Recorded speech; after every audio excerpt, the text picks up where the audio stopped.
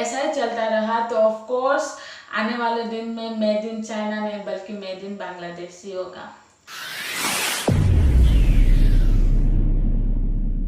Welcome back to my नया video and welcome back to my channel Sambhram studio. तो दोस्तों कैसे हैं आप लोग? आई होप सब बढ़िया, फिट एंड फाइन। तो आज जो मैं वीडियो देखने जा रहा हूँ वो वीडियो का नाम है आने वाला जमाना मेड इन चाइना नहीं बल्कि मेड इन बांग्लादेश का होगा। क्या ऐसा हो सकता है? देखना पड़ेगा इस वीडियो में। आपको इस वीडियो का ओरिजिनल लिंक मेरे डिस्क्रिप्शन में मिल जाएगा, आप जाके देख सकता है। और I got the suggestion of this video, thank you so much for the suggestion. तो दोस्तों अगर इस चैनल पे आप नए आए हैं तो सब्सक्राइब कीजिए, साथ साथ बेल आइकन को दबाना ना भूलें ताकि मेरे चैनल का फर्दर अपडेट सबको मिलती रहे।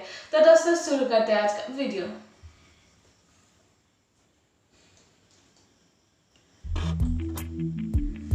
अगर आपसे कोई कहे दुनिया में सबसे ज्यादा मैन्युफैक्चरिंग कहाँ होती है, आपका जवाब होगा चीन में। और ये बात सही भी है। दुनिया में सबसे ज्यादा सामान जो इस्तेमाल होते हैं वो मेड इन चाइना होते हैं। लेकिन मैं आपको ये बता रहा हूँ कि आने वाले समय में शायद मेड इन चाइना की जगह मेड इन बांग्लादेश ले लेगा। हैरान मत होइए, मैं सही बात कर रहा हूँ। चीन की कंपनियां बड़े पैमाने पर खुद बांग्लादेश जा रही हैं, चीन से अपना कारोबार समेट रही हैं और बांग्लादेश में जाकर के अपने कारोबार को शुरू कर रही हैं। इसका कारण भी है। कारण यह है कि चीन में अब पूरी की पूरी जो प्रोडक्शन कास्ट है बहुत महंगी हो गई है। वहां पे मटेरियल महंगा मिल रहा है, वहां पे मजदूरी महंगी हो गई है। हालत यह है कि चीन की वो फैक्ट्रियां जो पहले अपने कारीगर को 2000 युआन महीने के चीन में दिया करती थी, वो केवल 250 युआन बांग्लादेश में देकर काम चला रही हैं। तो आप देखिए कितना अंतर है। कहाँ वो 2000 युआन एक अपने श्रमिक को महीने भर की सैलरी देती थी, कहाँ बांग्लादेश में वो केवल 250 युआन दे रही हैं। तो हर महीने उनकी 10% की बचत हो रही है। और ये सारी चीजें जब चाइना के जो उद्योगपति हैं उनको समझ में आ रही है तो बहुत तेजी के साथ वो बांग्लादेश में भाग रहे हैं। हालत ये थी कि मुश्किल से 20 साल पहले 22 साल पहले चाइनीज कंपनियां बांग्लादेश जाना पसंद भी नहीं करती थी। लेकिन अब बड़े पैमाने पे खबरें आ रही हैं कि हांगकांग में चीनी जो मैन्युफैक्चरर्स हैं, चाइना में जो चाइनीज मैन्युफैक्चरर्स हैं, वो वहां पे अपना काम बंद कर रहे हैं, बांग्लादेश में जाकर के अपना काम शुरू कर रहे हैं। और ये वाकई मतलब अगर एशियन कंट्री के हिसाब से देखें, बांग्लादेश के हिसाब से देखें तो बांग्लादेश के लिए तो ये बहुत अच्छी खबर है कि बांग्लादेश पहले ही दुनिया भर में गारमेंट मैन्युफैक्चरर के तौर पे अपना डंका बजा चुका है।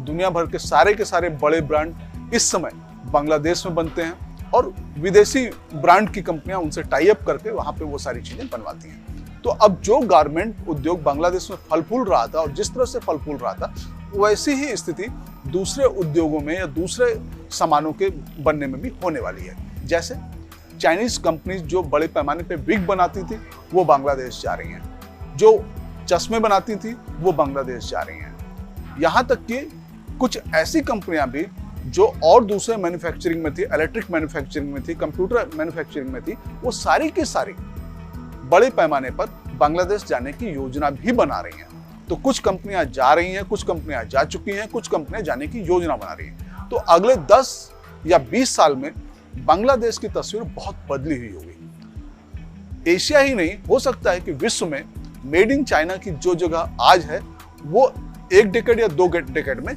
बांग्लादेश की हो जाए। हम जो इस सामान इस्तेमाल करें वो मेड इन चाइना की जगह मेड इन बांग्लादेश हो।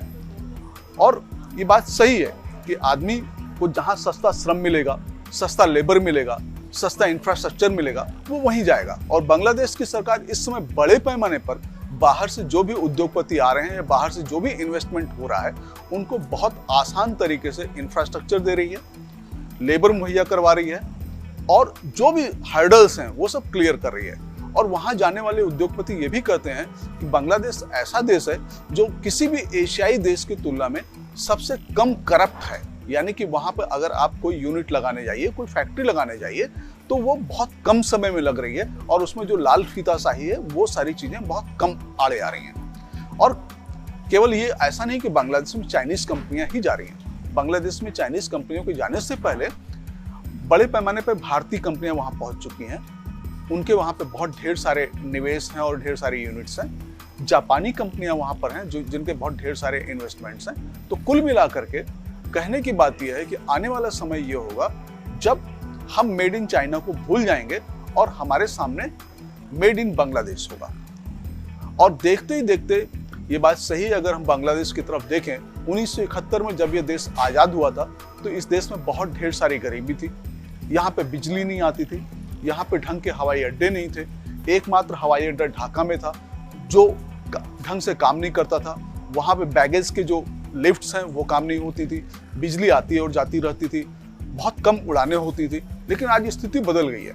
बांग्लादेश का ढाका एयरपोर्ट बहुत शानदार एयरपोर्ट बन चुका है और दूसरे बांग्लादेश के कई ऐसे शहर हैं जो बाई एयर जुड़ गए हैं। यानी जिन लोगों को पहले सड़क से आने जाने में काफी समय लगता था, वो अब घंटों में एक जगह से दूसरी जगह पहुंच रहे हैं। तो मैन्युफैक्चरिंग के लिए जितनी भी आइडियल कंडीशंस हो सकती हैं, धीमे धीमे बांग्लादेश उन सारी चीजों को प्रोवाइड कर रहा है और इसीलिए दुनिया भर में वो एकमात्र अकेला ऐसा देश है और खासकर एशियाई देश है जहां विदेश से लोग आकर के अपने कारखाने, अपने यूनिट्स बांग्लादेश में लगाना चाहते हैं। तो आज हमारे इसी संबंध को लेकर के एक स्पेशल स्टोरी होगी जो आप डिजिटल प्राइम टाइम में देखेंगे। वो होगा भूल जाइए मेड इन चाइना, अब आएगा मेड इन बांग्लादेश। तो वीडियो देख के बहुत अच्छा लगा, the way he was explaining, it was amazing, बहुत अच्छा था। सब्सक्राइब कीजिए चैनल को। और अगर बात करें वीडियो के अंदर कि हाँ बांग्लादेश इज डेवलपिंग, जो उन लोग का विजन है, like by 2041 they want to make a develop country, they are going on that way. हम देख सकते हैं what are they doing for the development.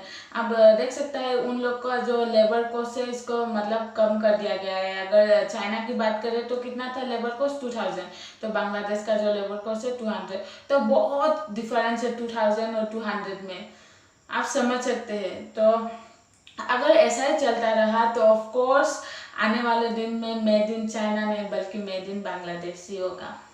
और best of luck and of course congratulations to Bangladesh for such a great achievement।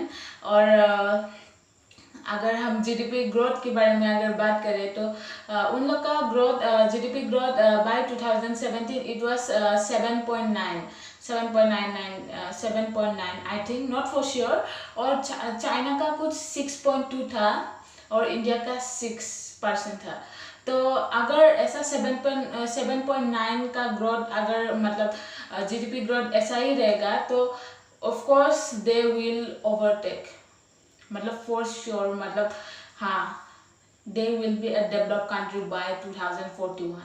तो ये video देख के हमें बहुत कुछ सीख मिलता है और हमें कुछ सीखना भी चाहिए, like both India and Pakistan means how they are developing, what are they doing. बहुत अच्छा लगा जान के। ऑफ कोर्स हम लोग को सबको पता है कि Bangladesh is the second largest readymade garments producer in the world and of course the fourth or fifth something producer in food grains and also in fish production. Do not take it in a negative influence, take it in a positive way and educational way, informative way। अच्छा ही लगा देख के। तो दोस्तों आज का video था इतना ही। अगर इस चैनल पे आप नए आए हैं तो सब्सक्राइब कीजिए, साथ से बेल आइकन दबाना ना भूलें ताकि मेरे चैनल का फर्दर अपडेट्स आपको मिलती रहे। और आप भी अगर चाहते हैं मैं कि मतलब दूसरा वीडियो में रिएक्ट करूँ तो मुझे आप कमेंट बॉक्स में बता सकता है। तो थैंक यू दोस्तों एंड देखने के लिए।